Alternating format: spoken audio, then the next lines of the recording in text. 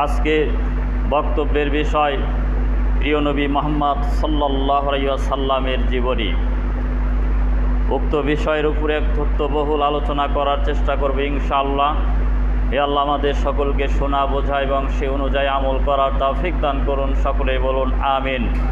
রব্বি জিদনি ইলমা, রব্বি জিদনি ইলমা, রব্বি ইশরাহ লি সাদরি ওয়া ইয়াসসির লি আমরি ওয়াহলুল উকদাতাম মিন লিসানি ইয়াফকাহু কওলি। আল্লাহুম্মা ইদনি বিরুহিল কুদুসি রব্বি ইয়াসসির ওয়া লা তুআসসির ওয়া তাম্মিম বিল খায়র। সম্মানিত উপস্থিতি, প্রিয় নবী মুহাম্মদ সাল্লাল্লাহু আলাইহি ওয়াসাল্লামের জীবনী এত বড় যে তার জীবনী সম্পর্কে যদি আলোচনা করা হয় 1 বৎসর পর্যন্ত আলোচনা করলেও শেষ হবে না।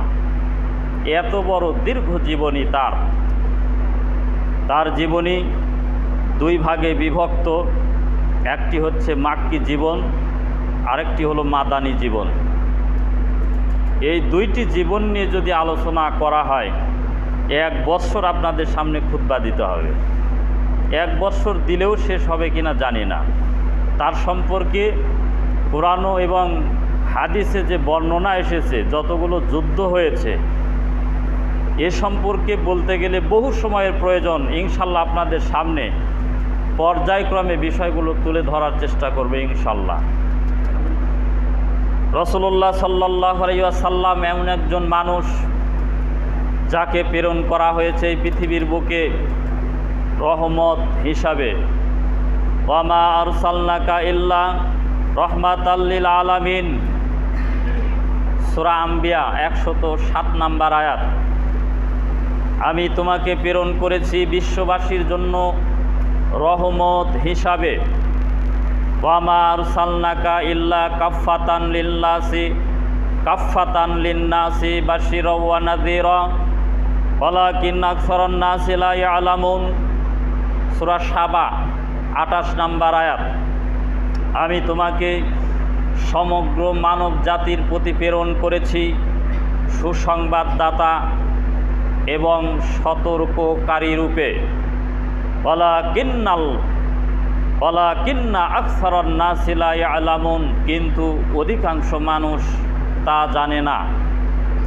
অত্র আয়াত থেকে বোঝা যায় যে আল্লাহ সুবহানাহু ওয়া তাআলা বিশ্বনবী মুহাম্মদ সাল্লাল্লাহু আলাইহি ওয়াসাল্লামকে রহমত স্বরূপ প্রেরণ করেছেন এবং তাকে আল্লাহ সুবহানাহু ওয়া তাআলা গোটা মানব জাতির জন্য প্রেরণ করেছেন।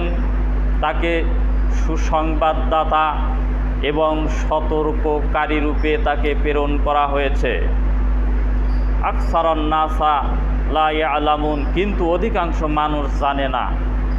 অধিকাংশ মানুষ তাকে সতর্ককারী এবং সুসংবাদদাতা হিসাবে গ্রহণ করতে পারে না, তার আদর্শ মেনে নিতে পারে না।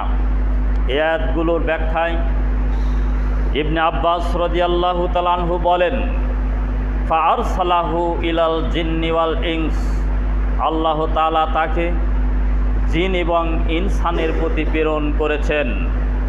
আবু হুরায়রা রাদিয়াল্লাহু তাআলা আনহু হতে বর্ণিত, তিনি বলেন রাসূল সাল্লাল্লাহু আলাইহি ওয়াসাল্লাম বলেছেন, ওয়া উরসিলতু ইলাল খলকি কাফফাতান ওয়া খুতিমা বিয়ান নাবিয়্যুন। আল্লাহর নবী সাল্লাল্লাহু আলাইহি ওয়াসাল্লাম বলেছেন যে আমাকে নবুয়াত দেওয়া হয়েছে, আমাকে গোটা পৃথিবীর মানব জাতির প্রতি, গোটা সৃষ্টি জগতের প্রতি আল্লাহ তাআলা আমাকে প্রেরণ করেছেন এবং আমাকে দিয়েই নবীগণের সিলসিলার সমাপ্ত করেছেন। অর্থাৎ আল্লাহর নবী সাল্লাল্লাহু আলাইহি ওয়াসাল্লামকে পৃথিবীবাসীর প্রতি রহমত স্বরূপ, সতর্ককারী, সুসংবাদদাতা এবং সৃষ্টি জগতের সকলের উপর প্রেরণ করেছেন। শুধু তাই নয়, তারপরে আর কোনো নবী আসবে না, এটাও সমাপ্ত করা হয়েছে। শুধু কি তিনি আমাদের প্রতি রহমত স্বরূপ, শুধু কি তিনি আমাদের প্রতি সুসংবাদদাতা এবং সতর্ককারী, শুধু তাই নয়, তিনি আমাদের জন্য একটি মাত্র আদর্শ মডেল। লাকাদ কানা লাকুম ফি রাসূলিল্লাহি উসওয়াতুন হাসানা, লিমান কানা ইয়ারজুল্লাহা ওয়াল ইয়াউমাল আখিরা ওয়া যাকারাল্লাহা কাসীরা। সূরা আহজাব 21 নম্বর আয়াত। অবশ্যই তোমাদের জন্য আল্লাহর রসুলের চরিত্রে রয়েছে তোমাদের জন্য উত্তম আদর্শ। লিমান কানা ইয়ারজুল্লাহা ওয়াল ইয়াউমাল আখিরা, এবং তোমরা কামনা করো আল্লাহ এবং শেষ দিবসের প্রতি। যারা কামনা করে তাদের জন্য রহমত, এই হিসাবে যারা শেষ দিবসের প্রতি এবং আল্লাহ তাআলার প্রতি সাক্ষাতের কামনা করে। আর অধিকাংশ মানুষই আল্লাহ তাআলাকে স্মরণ করে না, এবং আল্লাহ তাআলাকে অধিক পরিমাণে স্মরণ করা তোমাদের দরকার। তাহলে আমাদের নবী মুহাম্মদ সাল্লাল্লাহু আলাইহি ওয়াসাল্লাম শুধু সতর্ককারী, রহমত স্বরূপ হিসাবেই আগমন করেননি, তিনি আমাদের জন্য উত্তম আদর্শ। আদর্শ কার কাছ থেকে নিতে হবে? বিশ্বনবী মুহাম্মদ সাল্লাল্লাহু আলাইহি ওয়াসাল্লামের কাছ থেকে আমাদের আদর্শ গ্রহণ করতে হবে। পৃথিবীর কোনো মানুষের কাছ থেকে আদর্শ নেওয়া যাবে না। যত মনীষী রয়েছে মনীষীদের কাছ থেকে আদর্শ নেওয়া যাবে না। কবি, লেখক, সাহিত্যিক, বিজ্ঞানী, এদের কাছ থেকে আদর্শ নেওয়া যাবে না। এদের কাছ থেকে যদি আদর্শ নেওয়া হয় তাহলে আপনি আদর্শবান হতে পারবেন না, সঠিক জায়গাতে আপনি পৌঁছতে পারবেন না। আদর্শ নিতে হবে একমাত্র বিশ্বনবী মুহাম্মদ সাল্লাল্লাহু আলাইহি ওয়াসাল্লামের কাছ থেকে, কারণ তিনি হচ্ছেন এমন একজন রাসূল, তার কাছে ওহী আসতো, তিনি কোনো মন গড়া কথা বলতেন না। ওয়া মা ইয়ানতিকু আনিল হাওয়া ইন হুয়া ইল্লা ওয়াহয়ুন ইউহা। সূরা নাজমের 3 এবং 4 নম্বর আয়াত আল্লাহ সুবহানাহু ওয়া তাআলা বলেছেন তিনি কখনো মন গড়া কথা বলেন না, ওহী ছাড়া যা তার প্রতি প্রত্যাদেশ করা হয়। তিনি যদি কোনো মন গড়া কথা বলতেন তাহলে আল্লাহ সুবহানাহু ওয়া তাআলা তাকে ধরে ফেলতেন। তিনি মন গড়া কোনো কথা বলেননি। যত কথা বলেছেন সব কথাগুলো পবিত্র কোরআন এবং সহিহ হাদিসে বর্ণিত হয়েছে। ওহীর মারফত ছাড়া তিনি একটি কথা ব্যক্তিগতভাবে বলেননি। এজন্য তাকে অনুসরণ করতে হবে। ওয়া মা আতাকুমুর রাসূলু ফাকুযুহু ওয়া মা নাহাকুম আনহু ফান্তাহু। সূরা হাশর 7 নম্বর আয়াত। রাসূল সাল্লাল্লাহু আলাইহি সাল্লাম তোমাদের যা দেন ফাকুযুহু, সুতরাং তোমরা তা গ্রহণ করো, এবং তোমাদের যা নিষেধ করেন তা থেকে বিরত থাকো। আল্লাহর নবী সাল্লাল্লাহু আলাইহি সাল্লাম যা দিয়েছেন এটা আমাকে আপনাকে গ্রহণ করতে হবে, এবং আল্লাহর নবী সাল্লাল্লাহু আলাইহি সাল্লাম আমাকে আপনাকে যা নিষেধ করেছেন তা থেকে বিরত থাকতে হবে। আল্লাহর নবী সাল্লাল্লাহু আলাইহি সাল্লাম সম্পর্কে পবিত্র কোরআন মাজিদে বলা হচ্ছে মা কানা মুহাম্মাদুন আবা আহাদিম মির রিজালিকুম ওয়ালাকির রাসূলুল্লাহি ওয়া খাতামান নাবিয়্যিন। সূরা আহজাব 40 নম্বর আয়াত। নবী মুহাম্মদ সাল্লাল্লাহু আলাইহি ওয়াসাল্লাম কোনো পুরুষের পিতা নন, কোনো মানুষের পিতা নন, কোনো পুরুষের পিতা নন মুহাম্মদ সাল্লাল্লাহু আলাইহি ওয়াসাল্লাম, বরং তিনি হচ্ছেন আল্লাহর রসুল এবং সর্বশেষ নবী। বলেন সুবহানাল্লাহি ওয়া বিহামদিহি। আল্লাহর নবী কোনো পুরুষের পিতা নয়, তিনি হচ্ছেন আল্লাহর রসুল এবং আমাদের শেষ নবী মুহাম্মদ সাল্লাল্লাহু আলাইহি ওয়াসাল্লাম। হযরত ঈসা আলাইহিস সালাম যখন আগমন করেছিলেন, তাকে যখন আল্লাহ তাআলা আসমানে উঠিয়ে নিয়েছেন, উঠানোর আগে হযরত ঈসা আলাইহিস সালাম বিশ্বনবী মুহাম্মদ সাল্লাল্লাহু আলাইহি ওয়াসাল্লাম সম্পর্কে ভবিষ্যৎবাণী করেছিলেন।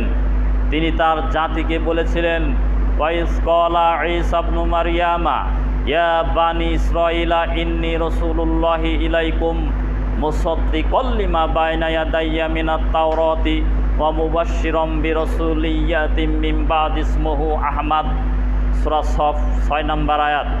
হযরত ঈসা ইবনে মারইয়াম আলাইহিস সালাম তার জাতিকে বলেছিলেন হে বানি ইসরাঈলগণ, নিশ্চয় আমি আল্লাহর রসুল, যা আমার পূর্ববর্তী তাওরাতের সত্যায়নকারী আমি এবং সুসংবাদদাতা। আমার পরে একজন রাসূল আগমন করবেন, যার নাম হবে আহমদ, অর্থাৎ বিশ্বনবী মুহাম্মদ সাল্লাল্লাহু আলাইহি ওয়াসাল্লামের সুসংবাদ প্রদান করে গেছেন হযরত ঈসা আলাইহিস সালাম। ঈসা আলাইহিস সালাম তার জাতিকে বলেছেন যে আমি তো চলে যাব, আমার পরে একজন নবী আসবেন, তার নাম হবে আহমদ। নবী সাল্লাল্লাহু আলাইহি সাল্লামের 5টি নাম পাওয়া যায়। নবী সাল্লাল্লাহু আলাইহি সাল্লামের 5টি নাম পাওয়া যায়। প্রথম নাম হচ্ছে মুহাম্মদ। মুহাম্মদ শব্দের অর্থ হচ্ছে প্রশংসিত। 2 নম্বর পাওয়া যায় আহমদ, অর্থাৎ সর্বাধিক প্রশংসিত। 3 নম্বর নাম পাওয়া যায় আনাল মাহি। তিনি বলেছেন যে আমি মাহি, অর্থাৎ বিদূরিতকারী। আমার মাধ্যমে আল্লাহ তাআলা পৃথিবী থেকে শিরক, বিদআত, কুফুরকে নিশ্চিহ্ন করেছেন। আল্লাহর নবী সাল্লাল্লাহু আলাইহি সাল্লাম বলেছেন আনাল হাসের, আমি হচ্ছে জমাকারী। আমার কাছেই কিয়ামতের দিন মানুষকে জমা করা হবে এবং আমার মাধ্যমেই শাফাত গ্রহণ করা হবে। আল্লাহর নবী সাল্লাল্লাহু আলাইহি সাল্লাম বলেছেন আনাল আকিব, আমি হচ্ছে সর্বশেষে আগমনকারী, আমার পরে কোনো নবী আগমন করবে না। এখান থেকে বোঝা যায় যে আল্লাহর নবীর 5টা নাম পাওয়া যায়। প্রথম নাম্বার নাম হচ্ছে মুহাম্মদ। মুহাম্মদ শব্দের অর্থ হলো প্রশংসিত। আহমদ শব্দের অর্থ হচ্ছে সর্বাধিক প্রশংসিত। তিনি বলেছেন আমার নাম মাহি, অর্থাৎ বিদূরিতকারী। আমার মাধ্যমে আল্লাহ তাআলা দুনিয়ার বুক থেকে কুফর নিশ্চিহ্ন করেছেন, বিদআত নিশ্চিহ্ন করেছেন, শিরক নিশ্চিহ্ন করেছেন। তিনি বলেছেন যে আমি হাসের, অর্থাৎ জমাকারী।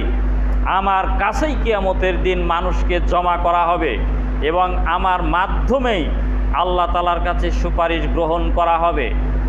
5 নাম্বার হচ্ছে আমি আকিব, অর্থাৎ সর্বশেষে আল্লাহ তাআলা আমাকে প্রেরণ করেছেন, আমি সর্বশেষে আগমনকারী, আমার পরে আর কোনো নবী আসবে না।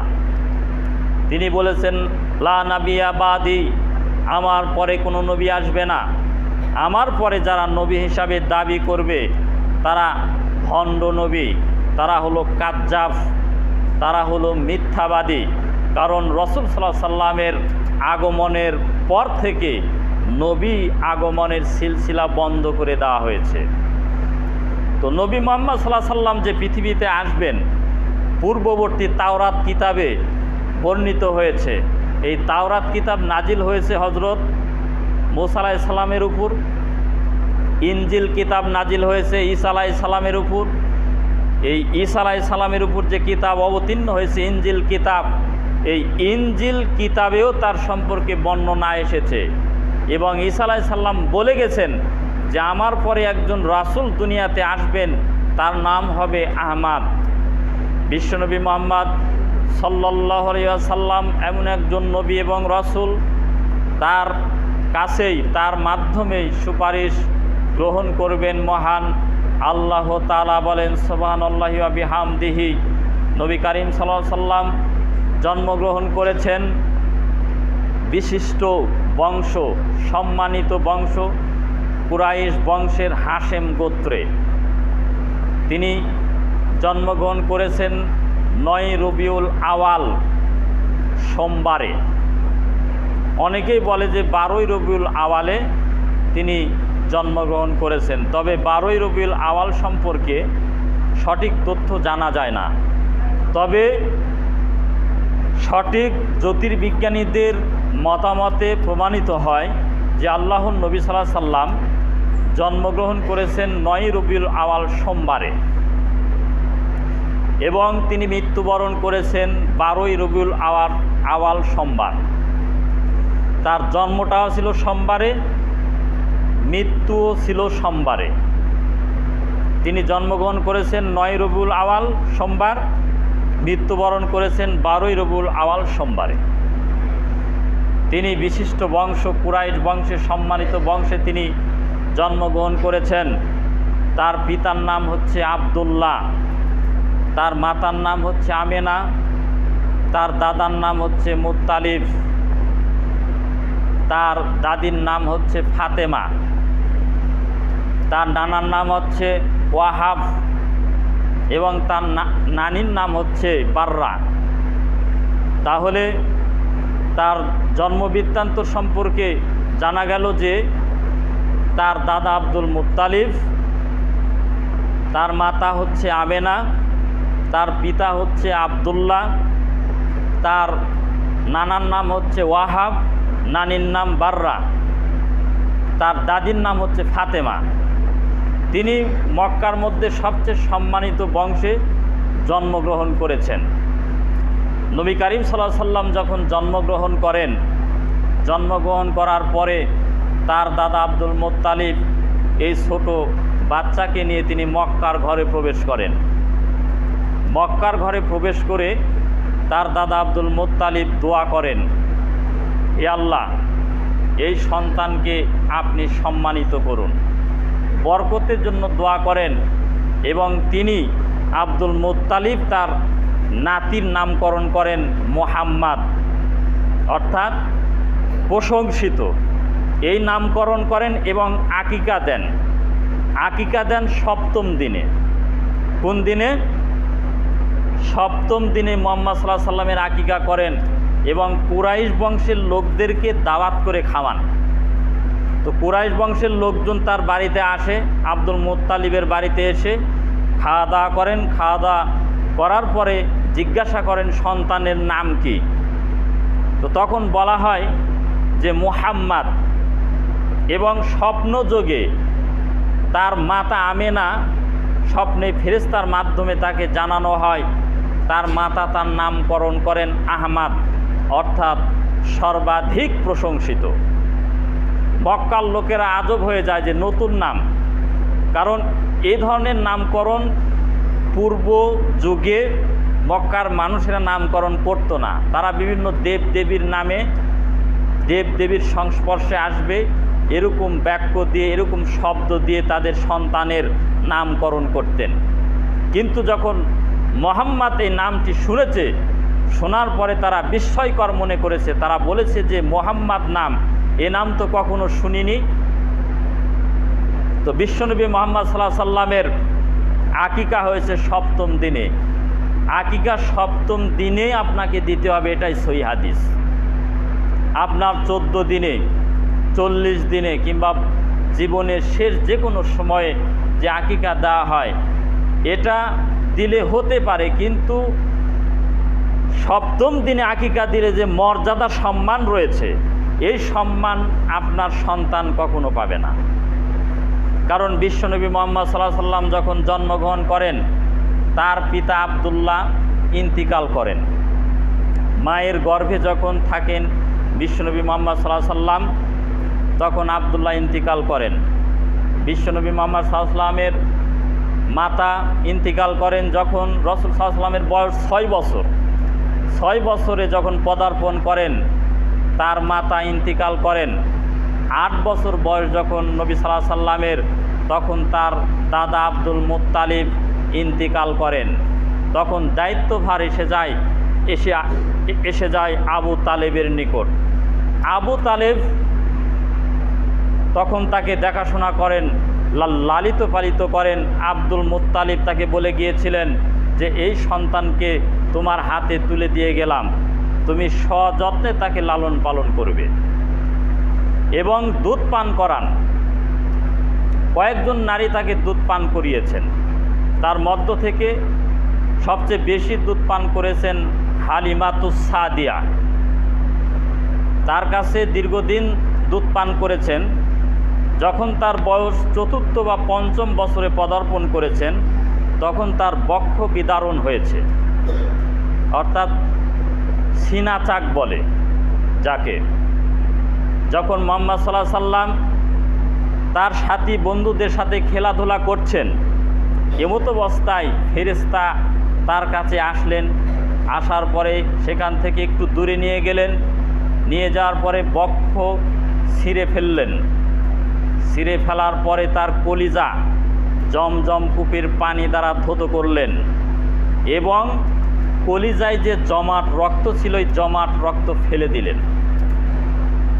পরিষ্কার করে দেওয়ার পরে চলে গেলেন, আগের মতো বডি হয়ে গেল। তখন তার সাথীরা, বন্ধুরা বলল যে মুহাম্মদ সাল্লাল্লাহু আলাইহি ওয়াসাল্লাম হয়তো বা মারা গেছেন। এই সংবাদ হালিমাতুস সাদিয়ার কাছে প্রেরণ করলেন। হালিমাতুস সাদিয়া চলে আসলেন। আসার পরে দেখলেন যে বিশ্বনবী মুহাম্মদ সাল্লাল্লাহু আলাইহি ওয়াসাল্লাম তিনি মলিন অবস্থায় তিনি দাঁড়িয়ে আছেন। তাকে জড়িয়ে নিয়ে গেলেন। নিয়ে যাওয়ার পরে তার মাতার কাছে পৌঁছে দিলেন। তিনি ভয় পেয়ে গেলেন। আমিনা তাকে নিয়ে গেলেন। নিয়ে তিনি মদিনাতে চলে গেলেন।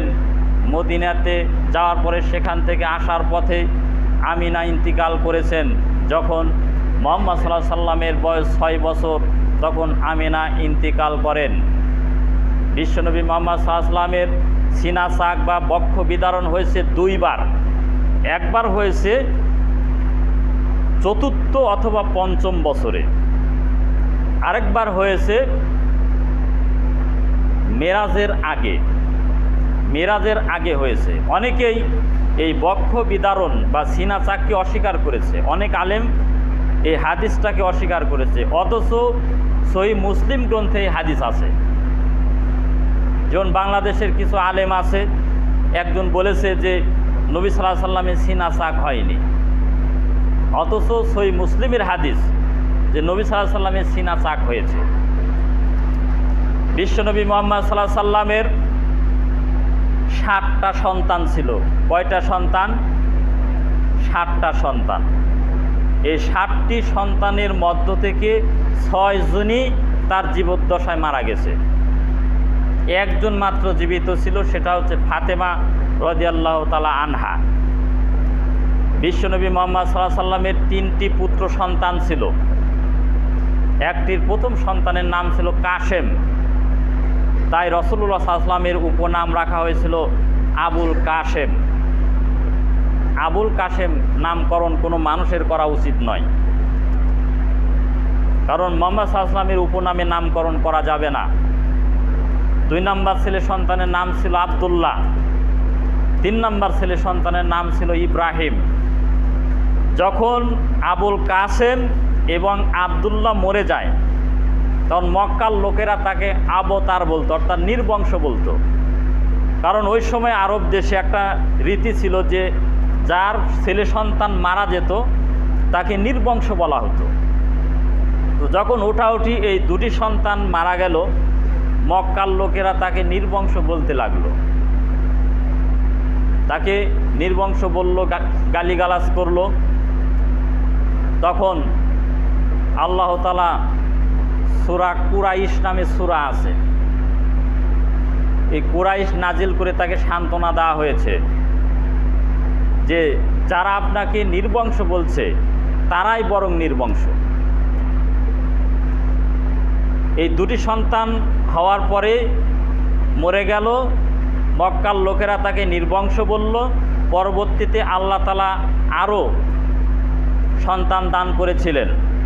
সর্বশেষে যে ছেলে সন্তান হয়েছিল ইব্রাহিম, আর মেয়ে হয়েছিল উম্মে কুলসুম, রুকাইয়া, জাইনব, ফাতেমা। মোট 7টি সন্তান। এই 7টি সন্তানের মধ্য থেকে 6 জন তার জীবদ্দশায় মরে যায়। একটি সন্তান জীবিত থাকে, ফাতেমা রাদিয়াল্লাহু তাআলা আনহা। এবং এই ফাতেমা রাদিয়াল্লাহু তাআলা আনহা রাসূলুল্লাহ সাল্লাল্লাহু আলাইহি ওয়াসাল্লামের ইন্তিকালে 6 মাস পরে আবার ইন্তিকাল করে। বিশ্বনবী মুহাম্মদ সাল্লাল্লাহু আলাইহি সাল্লাম ইন্তিকালের সময় তিনি বলে গেলেন যে আসসালাত ওয়া মা মালাকাত আইমানুকুম, বললেন যে তোমরা সালাত আদায় করো এবং তোমাদের অধীনস্থ যারা থাকবে তাদেরকে নামাজের আদেশ প্রদান করো। এবং ফাতেমাকে বললেন যে আমার ইন্তিকালের পরে সর্বপ্রথম তোমার সাথে আমার সাক্ষাৎ হবে। ফাতেমা বুঝতে পারলেন যে নবী সাল্লাল্লাহু আলাইহি সাল্লামের ইন্তিকালের পরে আমার মৃত্যু হবে। তো ঠিক 6 মাস পরেই ফাতেমা রাদিয়াল্লাহু তাআলা আনহা ইন্তিকাল করেছেন। তো রাসূলুল্লাহ সাল্লাল্লাহু আলাইহি সাল্লামের দীর্ঘ জীবনে সর্বপ্রথম তার উপর ওহী নাজিল হয়েছে। প্রথম ওহী যেখানে নাজিল হয়েছে হেরা গুহা, যে পাহাড়ে নাজিল হয়েছে, সেই গুহা কিন্তু এখনও আছে। যারা হজ করতে যায় তারা সেখানে গিয়ে দেখে সর্বপ্রথম ওহী ছিল, 5টি আয়াত নাজিল হয়েছে, তাকে বলা হচ্ছে ইকরা বিসমি রব্বিকাল্লাযী খলাক, তুমি পড়ো তোমার প্রভুর নামে যিনি তোমাকে সৃষ্টি করেছেন, যিনি তোমাকে জমাট রক্ত থেকে সৃষ্টি করেছেন, মানুষকে কোরআন শিক্ষা দিয়েছেন। এভাবে 5টি আয়াত তার উপরে নাজিল করেছেন। সর্বপ্রথম কি? পড়ো। পড়ার মাধ্যমেই প্রতিপালককে জানা যায়, চেনা যায়। কিন্তু নবী সাল্লাল্লাহু আলাইহি সাল্লামকে সর্বপ্রথম আমলের কথা কিন্তু বলেননি, যে তুমি আমল করো, এ কথা আল্লাহ পাক জিব্রাইল ফেরেশতার মাধ্যমে বলেননি। তিনি কি বলেছেন? পড়ো, পড়ার কথা বলেছেন। তো আমরা আমাদের রবকে যদি আমরা জানতে যাই, চিনতে চাই, তাহলে আমাকে পড়তে হবে। পড়াটা হলো কি? ফরজ। তলাবুল ইলমি ফারিদাতুন আলা কুল্লি মুসলিমিন, প্রত্যেক মুসলমানের উপর দ্বীনের জ্ঞান অর্জন করা ফরজ। আপনি যদি না পড়েন, আপনি কখনোই আমল করতে পারবেন না। প্রত্যেকটা কাজের ক্ষেত্রে এলেমের দরকার। আপনি নামাজ আদায় করবেন, এলেমের দরকার। আপনি সিয়াম পালন করবেন, এলেমের দরকার। আপনি যাকাত দিবেন, এলেমের দরকার। আপনি হজ পালন করবেন, এলেমের দরকার। এক কথা, আপনি যে কোনো ইবাদত করতে যান না কেন, এলেমের প্রয়োজন আছে। আপনি বিবাহ করবেন, সেখানেও এলেমের দরকার। আপনি ছেলে মেয়ের আকিকা করবেন, এখানেও এলেমের দরকার। ছেলে মেয়ের নামকরণ করবেন, এখানেও এলেমের দরকার। যে কোনো নামে নামকরণ সন্তানের করা যাবে না, তাহলে এলেম অনুযায়ী নামকরণ করতে হবে। আপনি এমন নামকরণ করবেন বাচ্চাদের যে নামের অর্থ ভালো দাঁড়ায়, নামের অর্থ ভালো হবে, অর্থবোধক শব্দ দিয়ে ছেলে মেয়ের নামকরণ করতে হবে। তাহলে যদি আপনার এলেম না থাকে, আপনি কিভাবে নামকরণ করবেন? প্রত্যেকটা কাজে জ্ঞানের দরকার, এলেমের দরকার আছে। এজন্য সর্বপ্রথম নবী সাল্লাল্লাহু আলাইহি সাল্লামের উপর যে ওহী নাজিল করা হয়েছে, এই ওহীতে বলে দেওয়া হয়েছে ইকরা বিসমি রব্বিকাল্লাযী খলাক, পড়ো তোমার প্রভুর নামে যিনি তোমাকে সৃষ্টি করেছেন। প্রভু সম্পর্কে জানতে গেলে আপনার এলেমের দরকার আছে। আপনি বাংলা, ইংরেজি, আরবি সবই আপনি অর্জন করেন। শুধু বাংলা ইংরেজি পড়বেন, গণিত শিখবেন আর কোরআন শিখবেন না, এটা হতে পারে না। বাংলা ইংরেজি শিক্ষা গ্রহণ করা এটা আবশ্যক নয়। দুনিয়াতে চলতে ফিরতে দরকার আছে, তাই আপনাকে অর্জন করতে হবে। কিন্তু সঠিক বিদ্যা হচ্ছে কোরআনের বিদ্যা। সঠিক উপকারী এলেম হচ্ছে কোরআনের এলেম। এই এলেম যদি কারো না থাকে, সে মূর্খ। কারণ বাংলাদেশের সবচেয়ে বড় সাহিত্যিক ডক্টর মোহাম্মদ শহীদুল্লাহ, নাম শুনেছেন